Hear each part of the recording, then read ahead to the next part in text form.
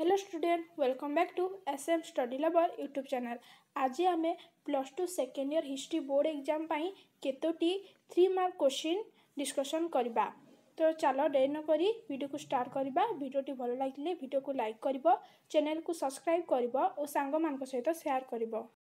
पिला माने ए प्रश्न गुड़िक बहुत ही इंपोर्टेंट, तेणु यहाँ तुम भल भाव पढ़ी नेब।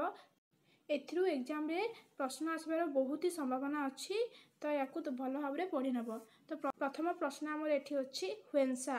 हुएनसा विषय जदि तुमको देइथिबो टिप्पणी लेख ताले तुम लिखिबो हर्षवर्धन का राजत्व समय रे हुएनसा भारत परिभ्रमण रे आसीथिले। से ख्रीष्टाब्द 630 रु 644 पर्यंत दीर्घ 14 वर्ष काल भारत रे कन्याज, आनेश्वर, कंगोद, नेपाल और नालंदा प्रभृति विभिन्न स्थान भ्रमण करथिले। से सीयूकी नामक ग्रंथ रचना करथिले। पिला माने ए सबु 3 मार्क प्रश्न, तेणु तुमे 3 रु 4 पॉइंट लिखि पारिबो। तो आमे एबे सेकेंड हमर क्वेश्चन होची जालियानवाला बाग घटना। तो एथिर आंसर हबो 1919 ख्रीष्टाब्द एप्रिल 13 तारिख दिन पंजाब जालियानवाला बाग रे बहु हिंदू सेमानकर बैशाखी उत्सव पालन अवसर रे एकत्रित होइतिले। शांतिपूर्ण भाव रे सभा कार्य चालुथिबा बेले हठात इंग्रेज जनरल डायरा सैन्यबाहिनी सह सेठारे पहुंचिले। से बाग्र एकमात्र प्रवेश द्वार को अवरोध करी निरीह जनतांको उपरकू आखि बुझा गुली चालना करथिले। एथिरे 500 लोक आहत निहत और 1200 लोक आहत होइथिले। 3 नंबर प्रश्न हेउची ऋग्वैदिक जुगर नारींक स्थान। ऋग्वैदिक जुगरे नारींक स्थान कौन थिला? आमर उत्तर हबो वैदिक समाज रे नारी माने थिले उच्च स्थानर अधिकारिणी। उपयुक्त मर्यादा, श्रद्धा और सम्मान सह समाज सबु क्षेत्र रे पुरुषों सह सेमाने समान अधिकार भोग करुथिले। निज इच्छा अनुजाई स्वामी निर्वाचन करी तांको पाखरे रही स्वाभाविक वैवाहिक जीवन यापन करुथिले आर्य नारीगण। 4 नंबर प्रश्न हेउची सरला देवी। 1904 मसीहा अगस्ट 19 तारिख दिन सरला देवी जगतसिंहपुर जिलार नरील ग्राम रे जन्मग्रहण करथिले। तांको पितांको नाम वासुदेव कानुनगो और मातांको नाम पद्मावती देवी। 1921 ख्रीष्टाब्द रे स्वामी भागीरथी महापात्र ओकिलाती छाड़ी असहयोग आंदोलन रे जोग देबारु तांको सह सारला देवी मध्य उक्त आंदोलन रे जोग देथिले। 1930 ख्रीष्टाब्द रे ओडिशार प्रथम महिला राजनीतिक बंदी भावरे से 6 मास जेल दंड भोगिथिले। 5 नंबर प्रश्न होची मालती देवी। 1904 मसीहा जुलाई 26 तारिख रे से पूर्वबंग रे जन्मग्रहण करथिले। तांको पितांको नाम कुमुंद बंधु सेन और मातांको नाम स्नेहलता सेन थिला। प्रमुख नारी स्वाधीनता संग्रामी मानक मध्यरे मालती चौधरी थिले अन्यतम। दीर्घ कर्ममय जीवन काल मध्यरे ओडिशार पानी पवन, शिक्षा, संस्कृति, सुख दुख और मनुष्यर जीवन जंत्रणा आदि को आपणई नेइथिले। 6 नंबर प्रश्न रमा देवी। 1849 मसीहा ख्रीष्टाब्द डिसेम्बर 3 तारिख दिन कटक जिलार सभ्यभामपुर ग्राम रे रमा देवी जन्मग्रहण करथिले। तांकर पितांको नाम थिला गोपाल बल्लभ दास एवं मातांको नाम थिला बसंतु कुमारी दे। 1922 ख्रीष्टाब्द रे फेब्रुआरी मास रे रमा खदी बोर्ड एवं चरखा संघर सदस्य हेले। 1924 रे कटक प्रादेशिक सम्मिलनी रे जोग देइथिले। 1927 रे ऑल इंडिया वुमेन्स कॉन्फ्रेंसर सदस्य होइथिले। 1930 ख्रीष्टाब्द रे लवण सत्याग्रह रे जोग देई से कारादंड भोगिथिले। 7 नंबर प्रश्न होची कृष्णचंद्र गजपति नारायण देव। गंजाम जिल्लार पारला खेमुंडी जमीदार महाराज कृष्णचंद्र गजपति नारायण देव ओडिशार ऐतिहासिक गंग राजवंशरे 1892 ख्रीष्टाब्द एप्रिल 26 तारिख रे जन्मग्रहण करथिले। 1914 ख्रीष्टाब्द डिसेम्बर मासरे महाराजा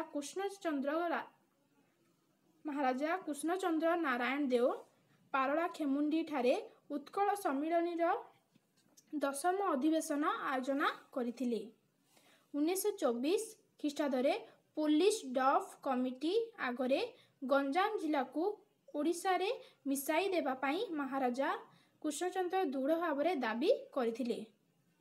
8 नंबर प्रश्न हेउची फिलिप डफ कमिटी दीर्घ दिन धरी गंजाम ओडिया भाषाभाषी लोके ओडिशा सहित मिश्रण पाई दाबी करि आसुथिले। यार यथार्थ अनुध्यान करिबा पाई 1924 मसीहा डिसेम्बर 26 तारिख दिन भारत सरकार 2 जणिया कमिटी नियुक्ति करथिले। से कमिटी CL फिलिस और AC डफ सभ्य थिले। तांको नाम अनुसार कमिटीर नाम थिला फिलिप डफ कमिटी। 9 नंबर प्रश्न हेउची लवण सत्याग्रह समय रे इंचुडी यात्रा गुजरात दांडी परे समग्र भारतवर्ष रे द्वितीय स्थान अधिकार करिथिला ओडिशार इंचुडी लवण सत्याग्रह निमंते बालेश्वर जिल्लार इंचुडी को मनोनीत करा जायथिला। बालेश्वर रे विशिष्ट कांग्रेस कर्मी हरेकृष्ण महताब और सुरेंद्र नाथ दास अक्लांत परिश्रम करी सेठारे सत्याग्रही को एकजुट करथिले।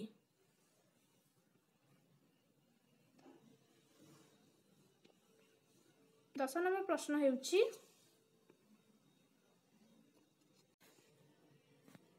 10 नंबर प्रश्न हेउची प्रथम गोलटेबुल बैठक 1930 मसीहा नवेम्बर 12 तारिख रे इंग्लैंड रे प्रथम गोलटेबुल बैठक आरंभ होइतिला। एथिरे जोग देबा निमंते भारत और इंग्लैंड रु 69 जन प्रतिनिधि को बछा जाइथिले मध्य महात्मा गांधी एथिरु बाद पड़िथिले। भारतर भविष्यत शासन संपर्क में नीति निर्धारण करने एही बैठकर उद्देश्य थिला, किंतु एही बैठक सफल हैला नहीं। तापरे 11 नंबर प्रश्न हेउची द्वितीय गोलटेबुल बैठक 1931 मसीहा सेप्टेम्बर 7 तारिख रु डिसेम्बर 1 तारिख पर्यंत द्वितीय गोलटेबुल बैठक लंडन रे अनुष्ठित होइतिला। कांग्रेस रो एकमात्र प्रतिनिधि भावरे गांधीजी एथिरे जोग देइथिले। सम्राट पंचम जॉर्ज गांधीजी को धमक देइथिले जे तांको सरकार को सहयोग न कले भारतीय मानकू से मेसिन गन और बोमारे उड़ाई देबे। यार उत्तर रे गांधीजी कहिथिले जे भारतीयों पाई इंग्रेजकर बोमा फटका तुल्य। 12 नंबर प्रश्न हेउची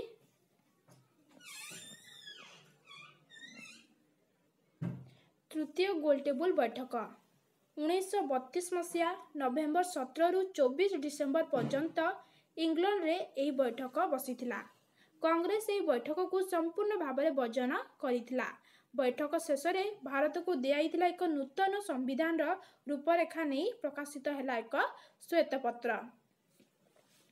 पिला माने ए तीनोटी गोलटेबुल बैठक प्रथम द्वितीय तृतीय मोस्ट इंपोर्टेंट क्वेश्चन एथि मध्यरु तुम एग्जाम रे निश्चित गोटे गोलटेबुल बैठक प्रश्न आसी पारे, तो यह को भल भाव में पढ़ी नब। 13 नंबर प्रश्न हेउची इरम गुलिकांड आंदोलन समय एक दुखद और मर्मन्तुद घटना हैला इरम गुलिकांड, जार भयावहता पाई स्वाधीनता संग्राम रो इतिहास रे यह चिरभास्वर। वासुदेवपुर इरम ठारे कर न देवा पाई दृढ़ प्रतिज्ञ होई जनसाधारण 28 सेप्टेम्बर रे मेलना पड़िया रे एक सभा आयोजन करथिले।